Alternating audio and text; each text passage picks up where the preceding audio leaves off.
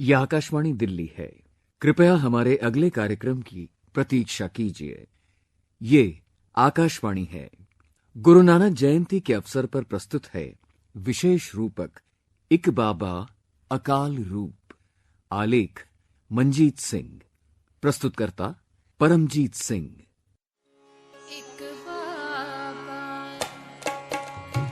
एक बाबा अकाल रूप, एक बाबा अकाल रूप, दूजा रबाबी मर्दाना, दूजा रबाबी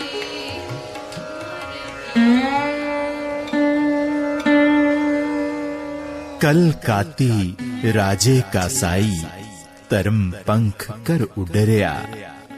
कूड़ अमावस सच चंद्रमा, दिसै नाही कह चढ़िया। हौ पाल विकुन्नी होई, आधेरै राह न कोई।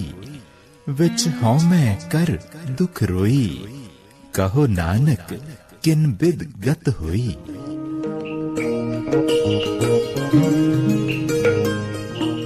ये क्रांतिकारी कथन सर्व सांझे संत महान नायक श्री गुरु नानक देव जी द्वारा उच्चारित हैं। उन परिस्थितियों का वर्णन करते हैं जिस समय साहिब श्री गुरु नानक देव जी का भव्य आगमन हुआ।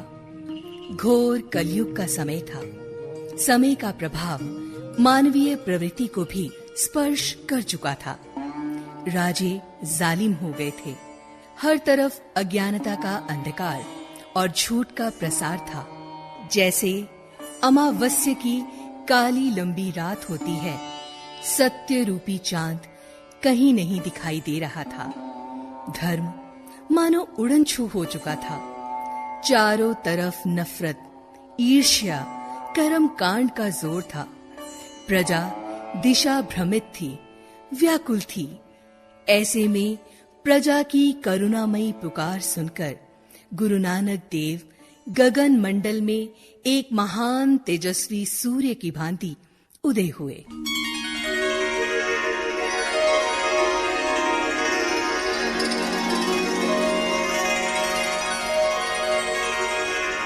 सतगुरु नानक प्रगटिया, मिटी तुंद जग चानन होवा। ज्यों कर सूरज निकलिया, तारे छपे अंधेर पलोवा।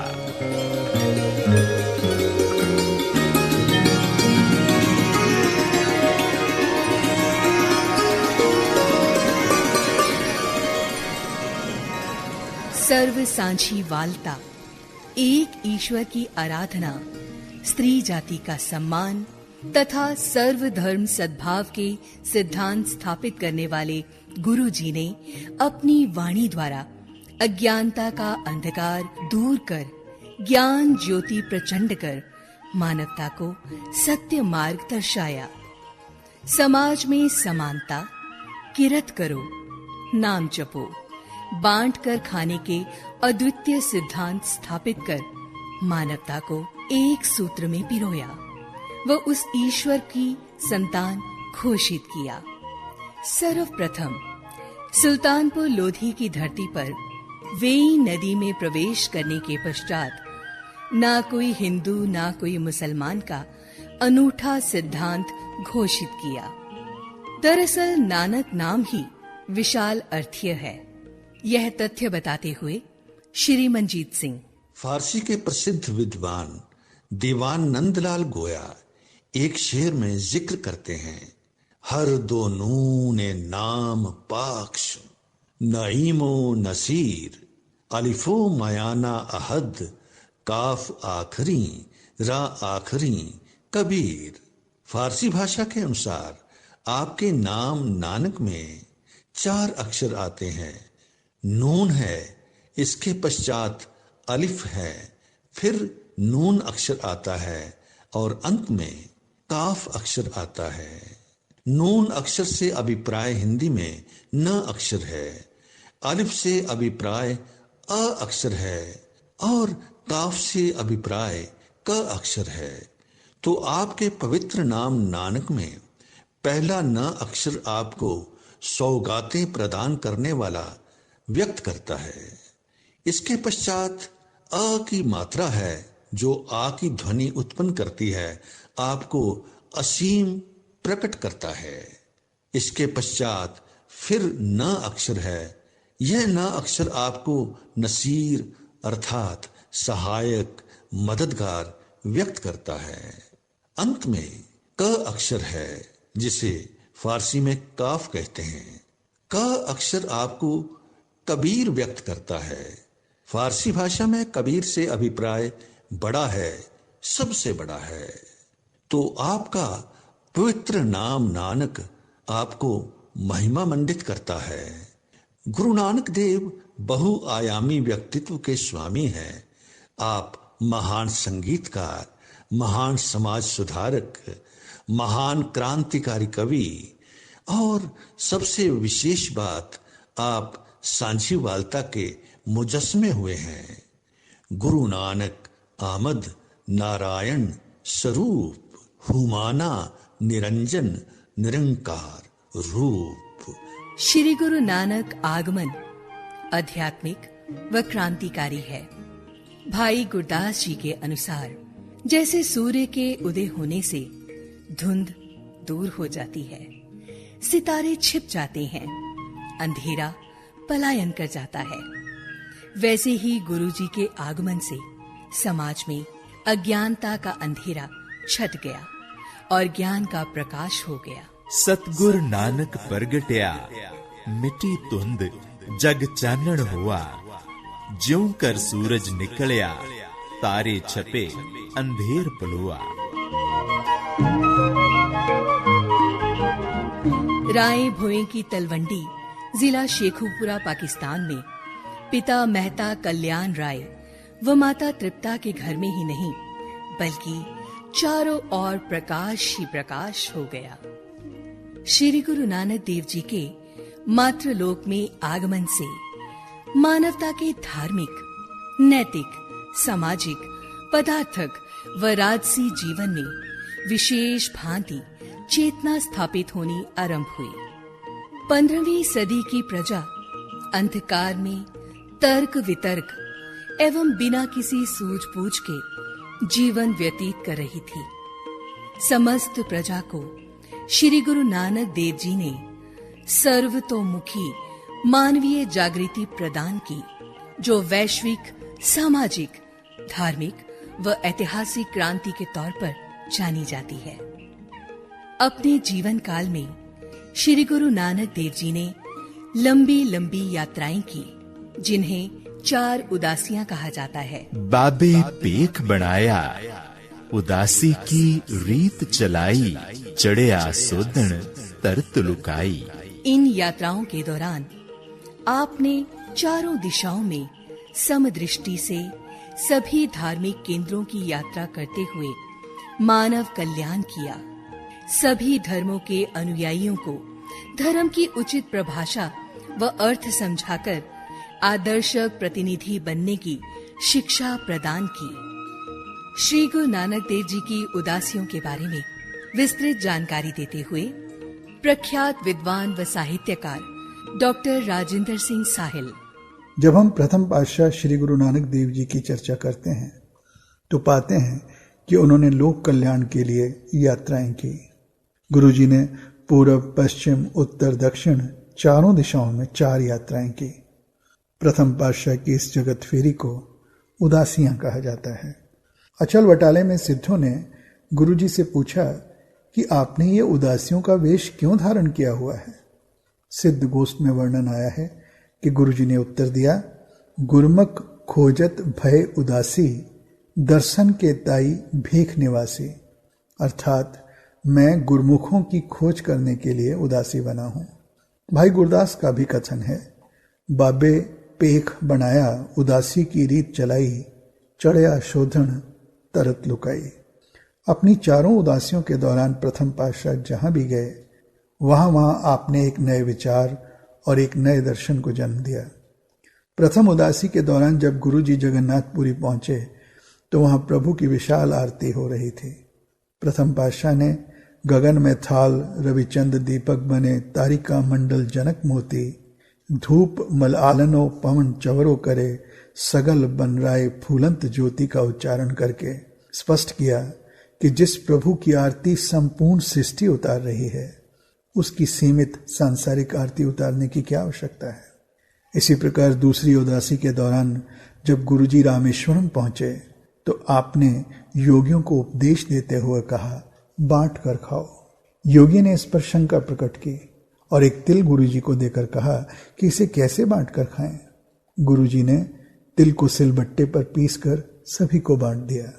इसी प्रकार चौथी उदासी के दौरान मक्का में प्रथम पातशाह ने वहां के धर्मगुरुओं को बड़े प्रेम से समझा दिया कि ईश्वर कौन सी दिशा में नहीं है। गुरु नानक देव जी जब गोरख हटड़ी पहुंचे तो योगियों ने पूछा, आप उदासी हो या गृहस्थ? गुरुजी ने उत्तर दिया, मैं गृहस्थ हूं। तो योगियों ने कहा कि जिस प्रकार नशेड़ी व्यक्ति प्रभु का ध्यान नहीं कर सकता, उसी प्रकार माया में फंसा हुआ गृहस्थी भी ईश्वर का ज्ञान नहीं प्राप्त कर सकता। गुरुजी ने योगियों को समझाया कि ईश्वर सद्गुणों से प्राप्त होता है। गृहस्थी या सन्यासी जो सद्गुणों को धारण करेगा वही ईश्वर को प्राप्त कर सकेगा। इस प्रकार गुरुजी के जीवन के अनेक प्रसंग हैं जो मनुष्य को जीने की सही राह दिखाते हैं। कार कार बाबा गाविया, कार कार बाबा गाविया, वजन ताल मरदंग बाबा, वजन ताल मरदंग बाबा, कार कार बाबा गाविया, गंग बनारस हिंदुआ मुसलमाना मक्का काबा, मुसलमाना मक्का काबा, भगत बछल होए आया पतत उदाहरण अजब अजाबा, पतत उदाहरण अजब अजाबा, चार वरन एक वरन होए, चार वरन एक वरन होए, साध संगत मिल होए तराबा, साध संगत मिल होए तराबा, कार कार बाबा गाविया, कार कार बाबा गाविया, चंदन वास वनस्पत, चंदन वास वनस्पत, अमल दोमना सेव खराबा, अमल दोमना सेव खराबा, हुक्म अंदर सर का कुदरत किस दे करे जवाब, कुदरत किस दे करे जवाब, जाहर पीर जगत गुर बाबा, जाहर पीर जगत गुर बाबा, जाहर पीर जगत गुर बाबा कर कर बाबा गाविए कर कर बाबा गाविए। श्री गुरु नानक देव जी ने निकट संबंधियों के साथ सामाजिक व्यवहार भी निभाया, कामकाज में भी व्यस्त रहे। ऐसा करते हुए भी आपने मानवता की रूहानियत को जागृत किया। श्री गुरु नानक देव जी ने खेती भी की, वहीं सच्चा सौदा भी किया। व्यापार करते हुए आप प्रभु के नाम के वाणिज्य की शिक्षा प्रदान कर गए। आपने गृहस्थ आश्रम में भी प्रवेश किया। जीवन के इस पक्ष का संबंध नगर बटाला से माना जाता है। बटाला वास्तव में वटाला ही था। कहा जाता है कि उस वक्त व्यापार के इस प्रसिद्ध केंद्र में वस्तु विनिमय प्रणाली के अनुसार व्यापार किया जाता था। पंजाबी में विनिमय को अदला बदली या वटाना या बदलना कहा जाता है, इसलिए इसे वटाला कहते थे। बटाला अथवा वटाला श्री गुरु नानक देव जी के ससुराल होने के कारण पवित्र स्थल माना जाता है। यहाँ आपका विवाह भादों सुदी 7वीं संवत 1544 अर्थात 12 सितंबर 1487 को चौधरी अजीता रंधावा के अहलकार पटवारी मूल चंद चोणा खत्री के यहाँ माता चंदो रानी की कोख से पैदा हुई बीबी सुलखणी जी के साथ हुआ। ज्ञानी जसविंदर सिंह हेड ग्रंथी गुरुद्वारा टेहरा साहब के अनुसार माता सुलखणी जी के पिता का नाम मूलचंद था, जो पखो के रंधावा के निवासी थे। 250 एकड़ जमीन के मालिक थे। उन्हें उस समय की सरकार की तरफ से पटवारी के पद पर नियुक्त किया, तो इस बटाला क्षेत्र का पटवारी नियुक्त कर यहाँ भेज दिया गया।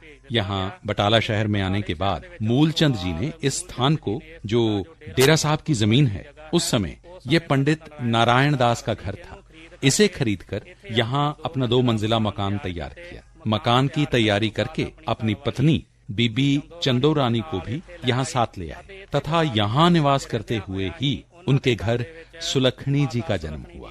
17 वर्ष की आयु तक सुलखणी जी बटाला शहर के इसी घर में रहे। इस बटाले शहर दे विच इस घर दे विच रहे हन।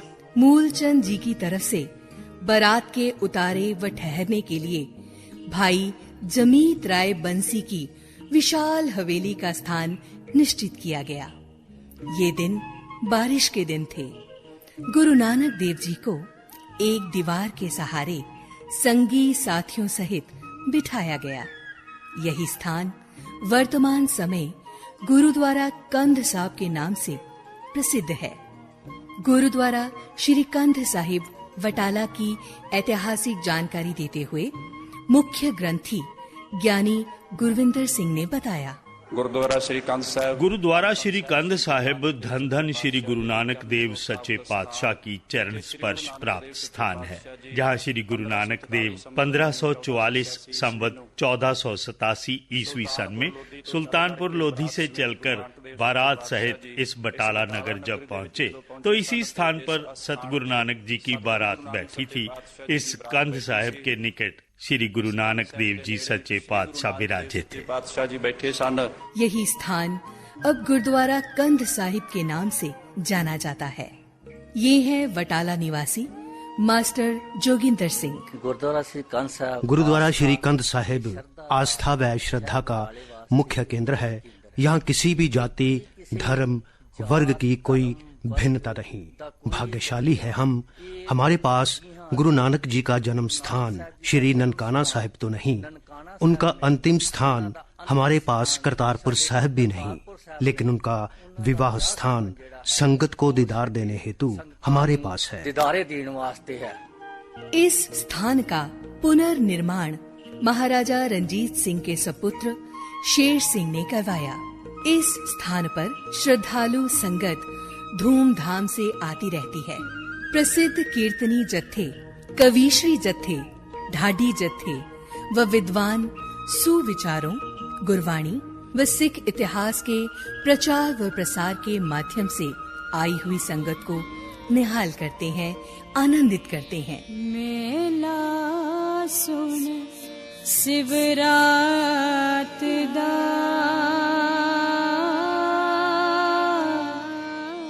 बाबा चल वटाले आई। मेला सुन शिवरात दा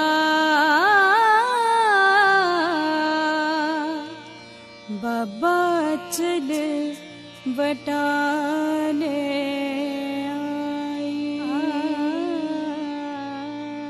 गुरु नानक देव जी का संबंध वटाला नगर से 5 किलोमीटर दूर पूर्व दिशा की ओर अचलेश्वर, जिसे अब अचल साहिब कहा जाता है, के साथ भी विशेष महत्व रखता है।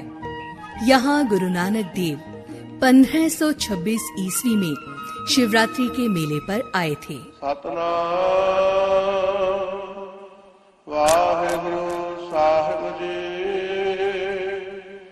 सोरठ महल्ला पंजवा गुरपुरा पीपियो बड़ भागी मन है भया परगासा कोई ना पहुँचन हारा दूजा अपने साहिब का प्रवासा। अचलेश्वर स्थान का संबंध मिथक काल के साथ जुड़ता प्रतीत होता है। कहा जाता है कि यहाँ शिवजी महाराज अपनी सुपत्नी पार्वती जी व सुपुत्र कार्तिक व गणेश जी के साथ पधारे थे। अचल वटाला में प्रसिद्ध मंदिर अचलेश्वर व गुरुद्वारा अचल साहिब का इतिहास बयान करते हुए गुरुद्वारा साहिब के मुख्य ग्रंथी नानक सिंह शिव पुराण में वर्णन है कि जब सुरों ने अर्थात देवताओं ने निर्णय लिया कि जो प्रकृति की सर्वप्रथम परिक्रमा करेगा उनको सिद्धि व बुद्धि का स्वामी बनाया जाएगा। इस दौरान शिव जी के बड़े सुपुत्र कार्तिक स्वामी थे। वो सबसे आगे जा रहे थे। उन्होंने इसी स्थान पर विश्राम किया। दूसरी ओर गणेश जी थे। उन्हें नारद मुनि जी ने योजना बताई कि आप अपने पिताजी की परिक्रमा कर लो तो अपने आप सारी सृष्टि की परिक्रमा हो जाएगी। उन्होंने अपने पिताजी की परिक्रमा कर ली। फलस्वरूप तीनों देवताओं ने खुश होकर गणेश जी को सिद्धि व बुद्धि के स्वामी बना दिया। यहाँ कार्तिक स्वामी जी को नारद मुनि ने बताया कि वरदान तो गणेश जी ले गए हैं। इस बात का कार्तिक स्वामी ने मन में रोष किया, रुष्ट हुए तथा उन्होंने कहा कि आज के बाद हम इसी स्थान पर रहेंगे, यहाँ से नहीं जाएंगे। तो कहा जाता है कि 33 करोड़ देवता इनको मनाने आए। शिव जी पार्वती भी आए तो शिव जी ने उन्हें वरदान दिया कि आज से ये तीर्थ स्थल अचल रहेगा तथा सारे तीर्थ यहाँ चल के आएंगे। यही पावन पवित्र स्थान सतयुग के समय से सुशोभित है। सतयुग वेले तो सुशोभित है। इस स्थान पर प्राचीन काल से ही संत, महापुरुष, नाथ, योगी शिवरात्रि के मेले के शुभ अवसर पर आते रहे हैं। बाबा नानक भी इस मेले की शोभा सुनकर यहाँ आए। इसी स्थान पर ही बड़ी संख्या में नाथों व योगियों के आसन स्थापित थे, जहाँ उन्होंने लोगों को वशीभूत कर अपने आसपास एकत्रित किया हुआ था। वहीं एक तरफ गुरु नानक देव जी भाई मर्दाना के साथ जा बिराजे तथा आसादी वार का गायन करने लगे। नाथों व योगियों के पास एकत्रित हुए लोग वाणी श्रवण करते ही बाबा नानक जी के पास स्थान ग्रहण करने लगे। दर्शन वेखण कारणे सगली उलट पई लोका। दर्शन वेखण कारणे सगली उलट पई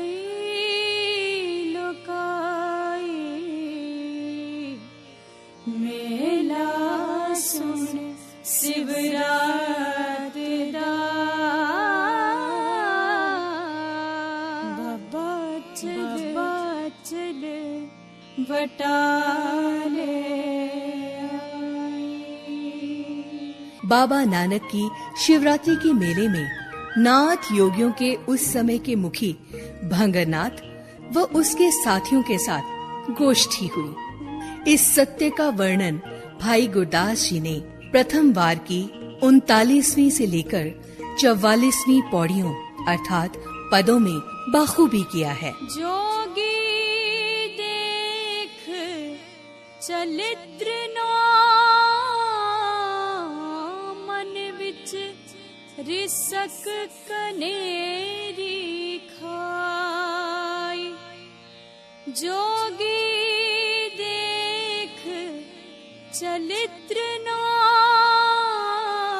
मन विच रिसक कनेरी खाई। गुरु नानक देव जी ने शिक्षादायक उत्तर दिया कि गृहस्थ जीवन का उत्तम पड़ाव है। नानक देव जी ने फरमाया कि सच्चा नाम व शब्द गुरु सदैव रहने वाला है, करामात या चमत्कार कुछ भी नहीं। इसके अतिरिक्त और भी प्रश्न उत्तर हुए, जिससे नाथ योगी खूब प्रभावित हुए, संतुष्ट हुए। सिद्ध बोलन शुभ बचन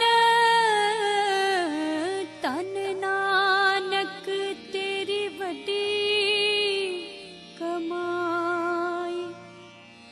सिद्ध बोलन शुभ बचन तन नानक तेरी बड़ी कमाई। वड्डा पुरख परगटिया कल जुग अंदर जोत जगाई। महान संत गुरु नानक देव जी की महान शिक्षाओं व सिद्धांतों की मधुर ध्वनि आज भी इस पवित्र स्थल पर शोभनीय ऐतिहासिक गुरुद्वारों में से फिजा में गूंजती हुई सांझी वालता का भीना भीना संदेश प्रवाहित करती है। इस स्थली को कोटि कोटि प्रणाम। मेला सुन शिवरात दा बाबा चल बटाले।